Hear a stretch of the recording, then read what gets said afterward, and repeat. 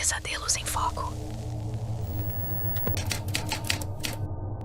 Eu nunca fui uma pessoa supersticiosa. Sempre achei que essas histórias de objetos amaldiçoados eram apenas lendas urbanas criadas para assustar adolescentes em acampamentos ou festas do pijama. Mas tudo mudou quando comprei aquela tesoura velha em um brechó. Essa história é real e eu a vivi na pele. Decidi relatar aqui porque não quero que mais ninguém passe pelo que passei.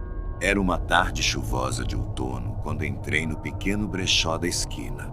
Eu estava à procura de algo barato para decorar meu novo apartamento. Aqueles móveis antigos e únicos que têm personalidade, sabe?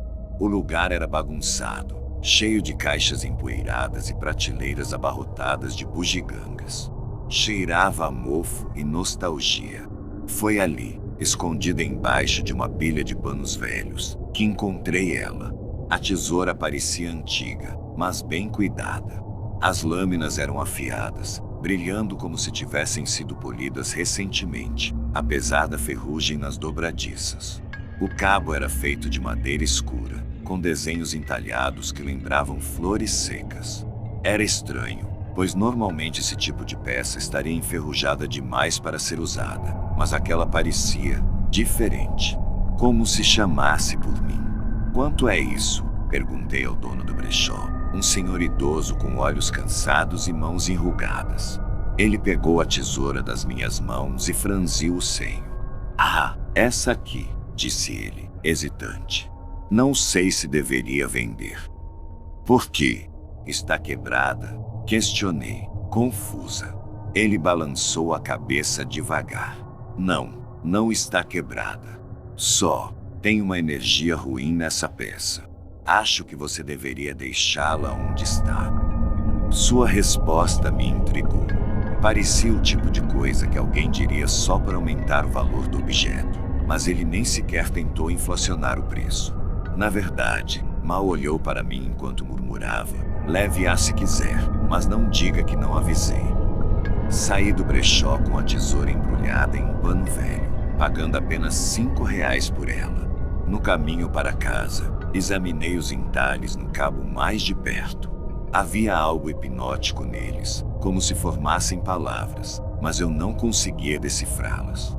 Quando cheguei em casa, coloquei a tesoura sobre a mesa da cozinha e segui minha rotina normal. Nos primeiros dias, tudo parecia tranquilo. Usei a tesoura algumas vezes para abrir pacotes e cortar papel, e funcionava perfeitamente. Mas então começaram os sonhos. No início, eram flashes rápidos e sem sentido. Uma sala escura, uma mulher chorando, o som metálico de lâminas batendo. À medida que as noites passavam, os sonhos ficaram mais vívidos. Eu via a mesma mulher todas as noites. Ela estava sentada em um canto escuro, costurando algo. Suas mãos tremiam e havia sangue pingando no tecido. Quando ela finalmente levantava a cabeça, seus olhos encontravam os meus, e eu acordava gritando. Comecei a sentir uma presença estranha no apartamento. Não era algo físico, mas sim uma sensação opressora, como se alguém estivesse sempre me observando. A tesoura, que antes parecia inofensiva, agora parecia pulsar com vida própria. Certa noite, enquanto tentava ler na cama, ouvi um clique vindo da cozinha. Levantei-me cautelosamente e fui investigar. Lá estava ela, em cima da mesa, com as lâminas abertas, refletindo a luz fraca do corredor. Aquilo me deixou arrepiada. Decidi guardá-la em uma gaveta trancada, pensando que talvez fosse só imaginação minha. Mas mesmo assim, os pesadelos continuaram. Certa manhã, acordei com uma dor aguda na palma da mão direita. Havia um corte profundo, como se algo afiado tivesse me ferido durante o sono. Não havia explicação lógica para aquilo. Eu dormia sozinha, e a tesoura estava trancada na gaveta. Tentei ignorar, mas o ferimento não cicatrizava. Pior ainda, comecei a notar marcas semelhantes em outros lugares do meu corpo. Arranhões finos no braço, cortes irregulares nas pernas. Era como se algo invisível estivesse me atacando. Desesperada, resolvi pesquisar na internet sobre a origem da tesoura. Digitei descrições dos entalhes no Google e acabei encontrando um fórum sombrio dedicado a objetos malditos. Alguém mencionava uma tesoura muito parecida com a minha, associada a uma lenda macabra. Segundo a postagem, a tesoura pertencia a uma costureira do século XIX que tinha tirado sua própria vida após ser acusada injustamente de assassinato. Diziam que ela usava a tesoura para criar bonecos de pano, que ela acreditava serem habitados por espíritos malignos. Antes de morrer, ela gravou uma maldição nos entalhes do cabo. Qualquer pessoa que possuísse a tesoura seria forçada a continuar seu trabalho, costurar almas para prender demônios. Meu coração gelou. Voltei correndo para casa e tirei a tesoura da gaveta. Examinei os entalhes novamente, desta vez com uma lupa. E lá estava, quase imperceptível, palavras escritas em latim. Traduzi rapidamente usando um aplicativo no celular. A inscrição dizia que suas mãos jamais descansarão. Eu precisava me livrar daquilo. Peguei a tesoura e saí de casa, determinado a jogá-la no rio mais próximo. Mas, a cada passo que dava, sentia uma pressão crescente no peito, como se algo dentro de mim estivesse me impedindo de seguir em frente. Quando finalmente cheguei à margem do rio, minha visão ficou turva. Caí de joelhos, suando frio. Minhas mãos tremiam tanto que mal consegui segurar a tesoura. Foi então que ouvi sua voz. "Você não pode me abandonar", sussurrou uma mulher atrás de mim. Virei-me rapidamente, mas não havia ninguém lá. Ainda assim, senti sua respiração gelada em meu pescoço. Termine o que comecei. De repente, a tesoura escorregou de minhas mãos e caiu no chão, abrindo-se automaticamente. Uma força invisível a ergueu no ar e a posicionou diante de mim. Meus dedos se moveram contra minha vontade, agarrando-a firmemente. Percebi, horrorizada, que estava sendo controlada. Desde aquela noite, minha vida virou um inferno. Não consigo largar a tesoura. Ela me força a costurar coisas terríveis. Retalhos de roupa manchados de sangue, bonecos deformados que parecem ganhar vida quando ninguém está olhando. Cada ponto que dou parece sugar um pedaço da minha alma. Meus pesadelos estão piores do que nunca, e a mulher dos sonhos agora aparece durante o dia também, sorrindo para mim de cantos escuros. Tentei procurar ajuda, mas ninguém acredita em mim. Até mesmo amigos próximos acham que estou delirando ou sofrendo de algum transtorno psicológico. Talvez eles estejam certos. Talvez eu esteja perdendo a sanidade. Mas, no fundo, sei que a verdade é outra. Foi numa tarde chuvosa de outono, dessas que te obrigam a sair da rotina e explorar algo novo só para não ficar entediado dentro de casa. Estava andando pela rua principal da minha cidade quando vi um brechó minúsculo com uma placa enferrujada pendurada na porta. Tesouros antigos. A loja parecia abandonada, mas algo me chamou a atenção. Talvez fosse o brilho opaco que escapava pela vitrine suja. Empurrei a porta rangente e entrei. O ar era denso, cheio de poeira e um leve aroma de madeira velha. Prateleiras desorganizadas cobriam as paredes, cheias de bugigangas esquecidas pelo tempo. No balcão, havia uma senhora idosa com óculos redondos e cabelos grisalhos presos num coque apertado. Ela me olhou por cima dos óculos, como se estivesse esperando alguém há anos. "Posso ajudá-lo?", perguntou ela, sua voz rouca quase inaudível. Balancei a cabeça, meio sem jeito. Não sabia bem o que procurava até que algo reluziu no fundo da loja. Era um isqueiro pequeno, com uma superfície perfeitamente lisa e detalhes intrincados entalhados em prata antiga. Peguei-o nas mãos e senti um calafrio subir pela espinha. Os entalhes formavam padrões geométricos que pareciam se mover conforme eu os observava mais de perto. "Ah, esse é especial", disse a mulher antes mesmo que eu pudesse perguntar sobre ele. Pertenceu a um colecionador muito excêntrico. Ele jurava que o isqueiro tinha, digamos, propriedades únicas. Franzi a testa. Propriedades únicas. Soava como charlatanismo barato, mas havia algo hipnótico naquela peça. As linhas entalhadas pareciam contar uma história, embora eu não conseguisse decifrá-la. Quanto custa? Ela sorriu, revelando dentes amarelados e um pouco tortos. R$ 10. Um preço justo para um objeto tão peculiar. Não hesitei. R$ 10 era praticamente nada, então comprei o isqueiro e saí da loja sem pensar duas vezes. No caminho de volta para casa, examinei o objeto novamente enquanto caminhava sob a chuva fina. Havia algo nele que me fascinava, como se carregasse segredos antigos.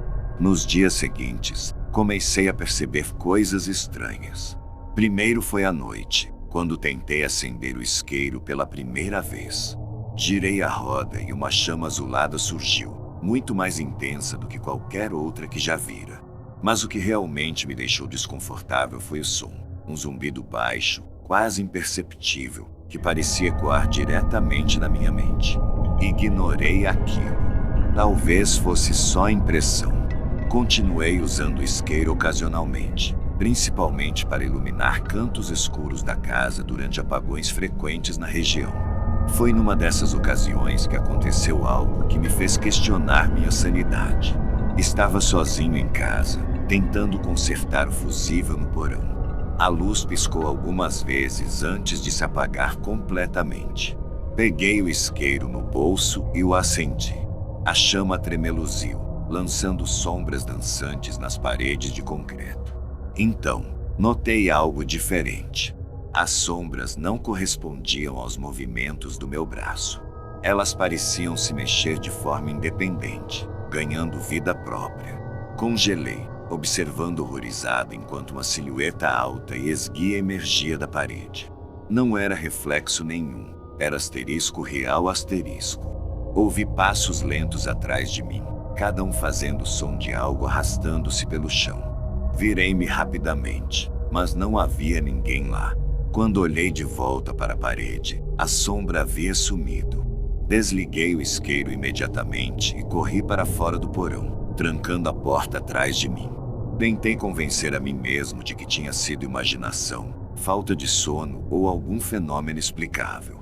Mas a sensação de estar sendo observado não me abandonava. Dias depois, comecei a ter sonhos vívidos.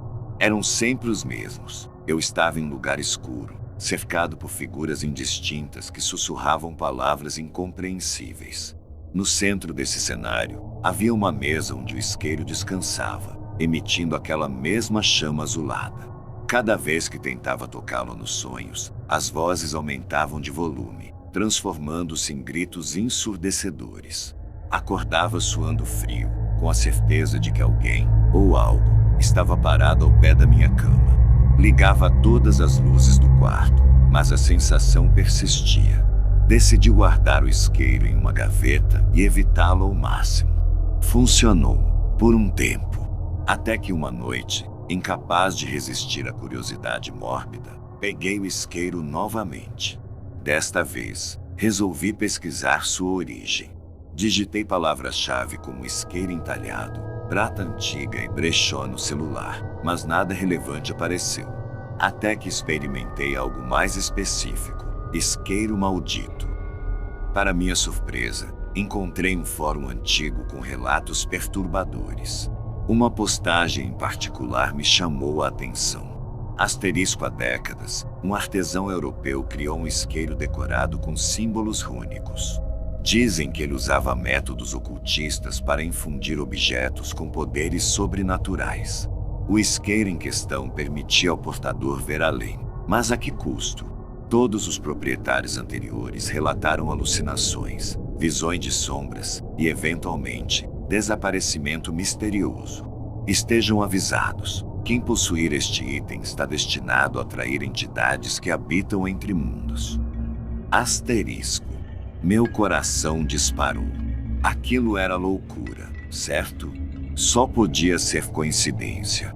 Fechei o celular e joguei o isqueiro no lixo, determinado a me livrar dele para sempre. Mas ele voltou. No dia seguinte, encontrei o isqueiro novamente no bolso do casaco. Não lembrava de tê-lo colocado lá. Tentei jogá-lo fora várias vezes, no lixo, no rio, até mesmo na casa de um amigo distante. Sempre voltava para mim, como se fosse parte de mim agora. As sombras começaram a aparecer com mais frequência. Elas não estavam apenas nas paredes, estavam em espelhos, janelas, qualquer superfície refletiva. Às vezes, eu via rostos nelas, rostos humanos distorcidos em expressões de agonia. Outras vezes, elas se moviam rápido demais para serem capturadas pelos olhos, mas eu sentia sua presença. Comecei a perder peso, dormir mal e ter crises de ansiedade constantes. Meus amigos notaram e perguntaram o que estava acontecendo, mas como eu poderia explicar? Ah, é só um isqueiro amaldiçoado que não consigo me livrar. Eles pensariam que eu enlouqueci. Finalmente, decidi voltar ao brechó. Talvez a velha dona soubesse algo sobre como se livrar daquilo. Caminhei pelas ruas molhadas até encontrar o local, mas a loja havia sumido. Em seu lugar, havia um terreno baldio coberto de mato alto. Perguntei aos moradores locais, mas ninguém se lembrava de um brechó ali. Era como se nunca tivesse existido. Voltei para casa derrotado, sabendo que não havia escapatória. Naquela noite, sentei-me na sala com o isqueiro na mão, contemplando o abismo que ele havia aberto em minha vida. Acendi-o pela última vez, observando a chama dançar diante de mim. As sombras se aglomeraram ao meu redor, densas e palpáveis. Fechei os olhos, esperando pelo inevitável. Quando os abri novamente, estava em um lugar completamente diferente. Um espaço vazio e infinito, iluminado apenas pela chama azulada do isqueiro. Diante de mim, havia uma figura alta e sombria, cujo rosto era impossível de discernir.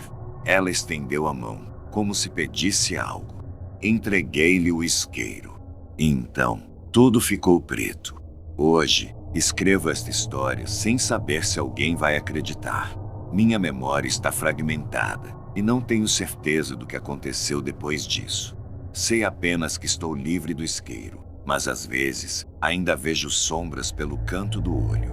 E quando isso acontece, sei que elas estão esperando por outro tolo que cruze seu caminho.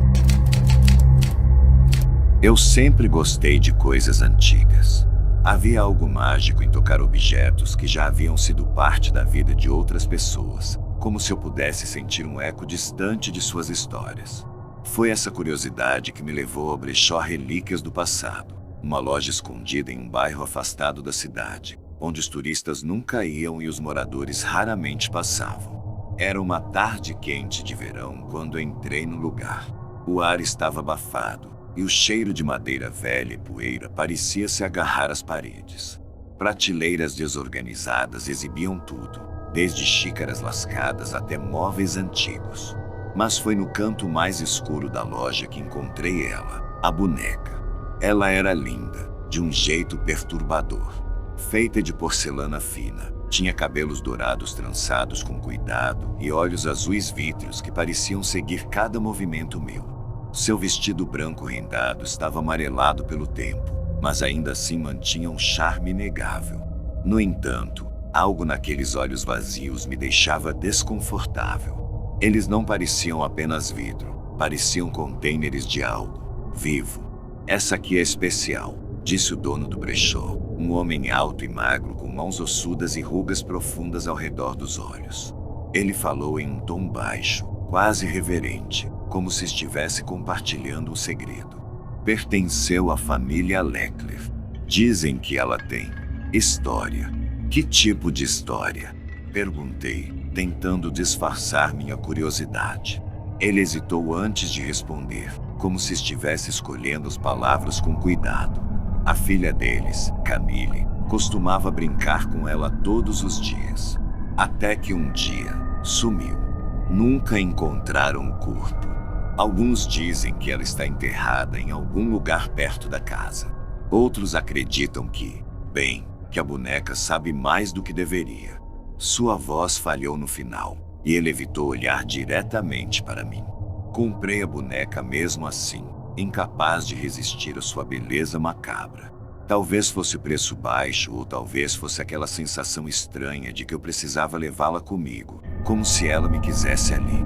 Quando cheguei em casa, coloquei a boneca sobre a prateleira mais alta da sala de estar, longe das crianças da vizinhança e dos gatos curiosos. Eu não sabia por quê, mas senti que ela precisava de um lugar de destaque, como se merecesse ser admirada. Nos primeiros dias, nada aconteceu. Ela ficou lá, imóvel, observando tudo com seus olhos de vidro. Mas então começaram os pequenos incidentes. Primeiro foram os barulhos. Passos leves, quase imperceptíveis, vindos da sala enquanto eu dormia. Eu acordava assustada, pensando que havia alguém em casa, mas tudo estava silencioso. Depois, notei que a posição da boneca mudava. Às vezes, ela estava virada para a janela, outras vezes para a porta. Certa manhã, encontrei-a caída no chão, embora eu tivesse certeza de que não havia tocado nela. Comecei a ter sonhos estranhos. Sonhava com uma garotinha de vestido branco correndo pelos corredores de uma casa antiga, rindo enquanto segurava a boneca nos braços. Mas sempre que eu tentava alcançá-la, ela desaparecia, deixando apenas a boneca para trás. Em alguns desses sonhos, a boneca me encarava com aqueles olhos azuis penetrantes, como se soubesse que eu estava ali. Uma noite, decidi investigar. Peguei uma lanterna e fui até a sala. A boneca estava exatamente onde eu a havia deixado, mas algo estava diferente. Seus olhos pareciam maiores, mais reais. Encarei-a, tentando entender o que estava acontecendo, quando percebi que seu rosto estava molhado. Lágrimas escorriam lentamente de seus olhos de vidro, deixando marcas úmidas em seu vestido rendado. Recuei, chocada, e tropecei no tapete. Quando levantei os olhos novamente, a boneca estava inclinada para frente, como se estivesse prestes a cair. Mas o pior não foi isso. Foi o som de risadas infantis ecoando pela sala, tão claras que pareciam reais. Corri para o meu quarto e tranquei a porta, tremendo. Não consegui dormir naquela noite, e quando amanheceu, decidi me livrar da boneca. Coloquei-a em uma caixa e a levei para um depósito de lixo reciclável. Fiquei aliviada ao vê-la desaparecer no caminhão de coleta. Mas ela voltou. Naquela noite, ouvi um barulho vindo da sala. Corri até lá e encontrei a boneca exatamente onde eu a havia deixado, como se nunca tivesse saído de lá. Ela estava intacta, exceto por uma única diferença. Agora, seu vestido estava sujo de terra, como se tivesse sido arrastado por um cemitério. Pesquisei sobre a boneca e descobri relatos semelhantes online. Uma mulher escreveu sobre ter comprado uma boneca idêntica em um brechó anos atrás. Ela também relatou comportamentos estranhos, mudanças de posição, sons de risadas e até mesmo vozes chamando seu nome. No final de sua postagem, ela mencionou que a boneca começou a aparecer em lugares onde ela não poderia possivelmente colocá-la, como dentro de armários trancados ou sob a cama. Tentei me livrar dela novamente, mas não importava o que eu fizesse, ela sempre voltava. Queimei o vestido dela, mas ele reapareceu intacto na manhã seguinte. Tentei quebrá-la, mas a porcelana era inexplicavelmente resistente. Um dia, encontrei uma marca gravada na base da boneca, quase invisível. Camille. Foi então que comecei a ouvir as vozes. Elas eram sussurros baixos, quase inaudíveis, mas constantes. Às vezes, eram risadas infantis, outras vezes, gritos de dor. Certa noite, acordei com uma sensação de peso no peito e vi a boneca sentada na beirada da minha cama, olhando diretamente para mim. Seus lábios não se moviam, mas eu podia ouvir sua voz dentro da minha cabeça. Você precisa me ajudar a encontrar meu corpo. Desde então, tenho pesquisado obsessivamente sobre a família Leckler. Descobri que eles tinham uma propriedade nos arredores da cidade, abandonada há décadas. Há rumores de que a menina, Camille, foi enterrada viva em algum lugar da propriedade após um acidente trágico. Mas ninguém sabe ao certo.